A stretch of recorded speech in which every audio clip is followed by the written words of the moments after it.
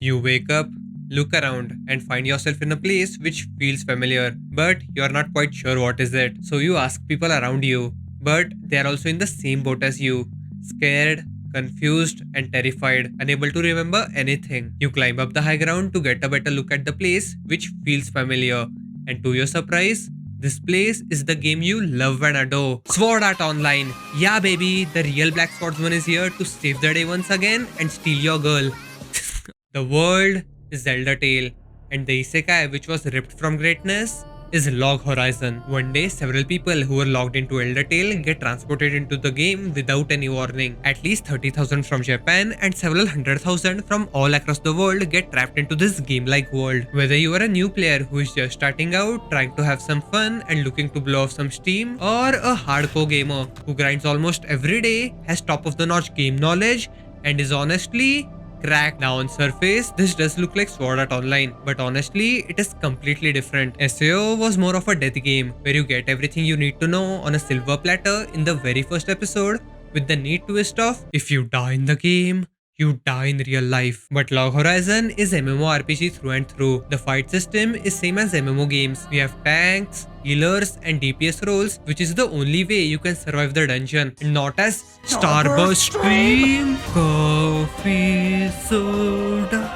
But that's not all. The roles are broken down and subcategorized like any other game. As we see further into the anime, people are stuck with the same models they selected when this was just a game. They do not magically change their appearance since they are in the metaverse now. If you played as a cute anime girl when this was just a game, you will stay as a cute anime girl even if you are a stinky, smelly, yucky basement dweller, or vice versa. The only way to revert back is by drinking a special potion, which most people took, because they have to shit and piss. There is some real and genuine thought put into the world of Log Horizon by using the knowledge of game design. Every part of Elder Tale feels different and real because it is real. These people, the adventurers, have been transported into the game where yes, you can use magic and cast spells, but you also have to adapt to the life of an adventurer and make decisions as a dude who is living in this world and not as a player who is playing a game. But the biggest one of them all is, if you die in the game, you just respawn. You lose some XP, gold, and other important thing, which is a major spoiler I will not mention every time you die. But in the end, you just respawn and come back alive. And due to this, shit hits the fan real fast. At the start, the living conditions and overall situation is horrible because there are no rules aside from the basic game rule and no player killing in the town rule. High rank players are hogging all the highest farming spots,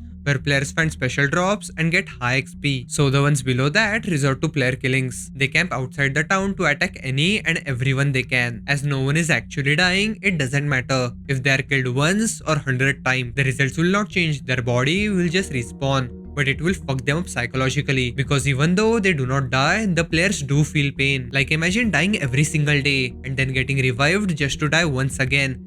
That is pretty fucked up. But then there are bottom of the barrels trash fucks who kidnap and enslave people, especially kids with zero experience, to steal their daily drops because new players get XP potions. You know the specifics, you probably are addicted to Genshin. Holy shit! No fucking way! No way! So they enslave them and sell their drops to high level players for a fuck ton of money. And in return, these high level players can get easily maxed out because they are on that grind. But all of this does not wipe with the main guy, Shiroe. Once this city was his second home, the hustling and bustling city of Akiba, where he was accepted for being a social reject. The city which helped him out when he was all alone and depressed. The city that gave him some of his best friends who are still standing beside him, and seeing that very same city in this state pains him. So he decides to change this current shithole called City of Akiba and make it at least livable. But Akiba is not the only city or even country in the world of Elder Tale.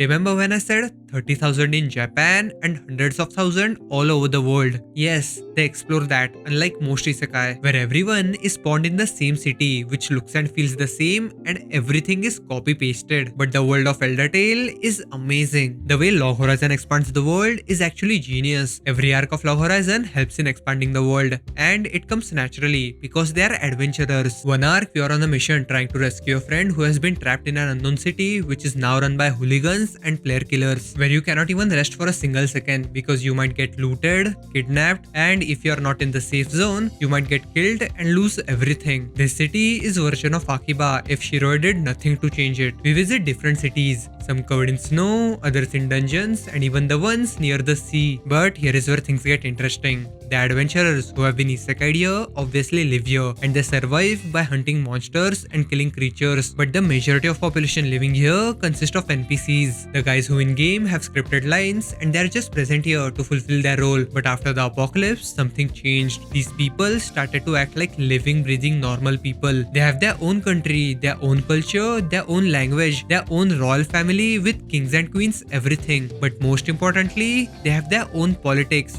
which changes everything. I mean everything. Usually, when it comes to politics in the real world, I'm more like. But when it comes to politics in media and TV series, I'm more like more, give me more.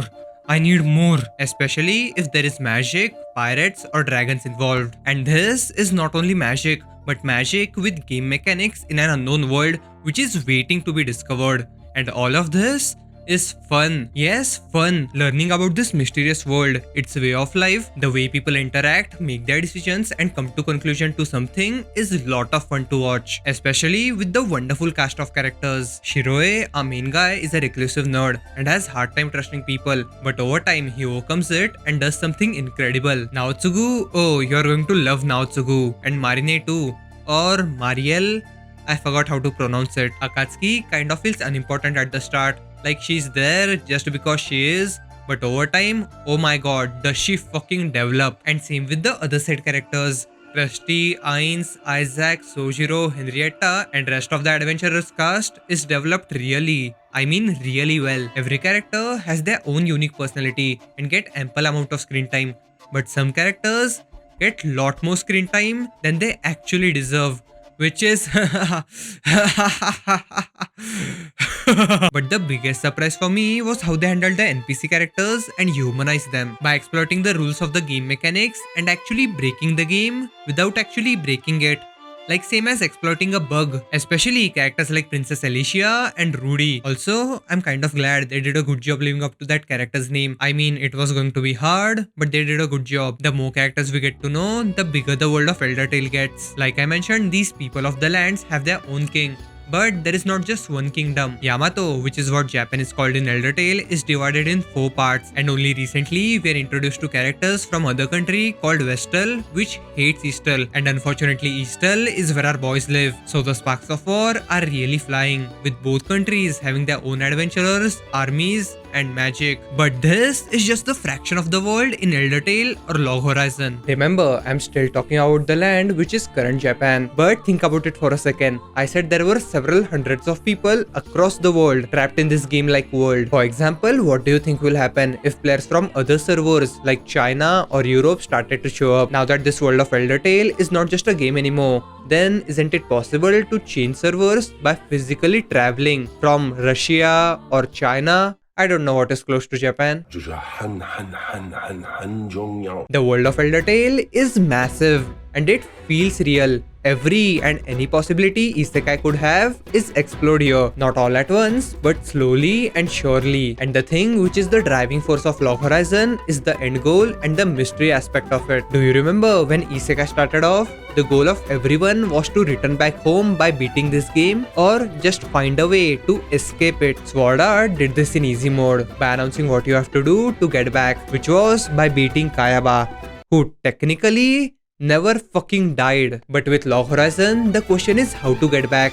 There is no specific route here, like go kill Kayaba or clear all the levels, then get out of here. There are not even any directions on how to get a hint. We are left all alone to figure out by ourselves. Yes, because with the cast, we also look for every minuscule detail by thinking, oh, did I miss this?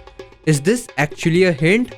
And I love that feeling, dropping into unknown and letting you figure out what the fuck is going on, how do I survive, and most importantly, how the fuck do I get out of here? Okay, now that I've completely sucked off Log Horizon dry, there are some issues with the anime. The animation is not good. It is not terrible, but it is mediocre at best. It pulls through during banger scenes but immediately drops as soon as the scene finishes. Second would be pacing, especially of the second season. The first season is fucking amazing. It is polished like a diamond, but the second season, oh boy, you might find it rough, especially if you hate the characters they focus on. And third, it is more of a personal preference or warning. I didn't have any issues with it, but you might have it. Log Horizon is a slow burner. It takes its sweet ass time to give you a massive payoff, but sometimes to get to that, you might have to push through some rough patches. Still, I think everyone should give Log Horizon a try. It is really fucking good. At least watch first 4 episodes if you are new to Isekai or just not into it. And if you are an Isekai fan who has not watched this, what the fuck are you doing? Or maybe it's not for you. IGN gives it 8 out of 10. Go next. Which means watch this video. Or bye bye. Click here. Bye. I'm just talking because end credits. You get it. Bye.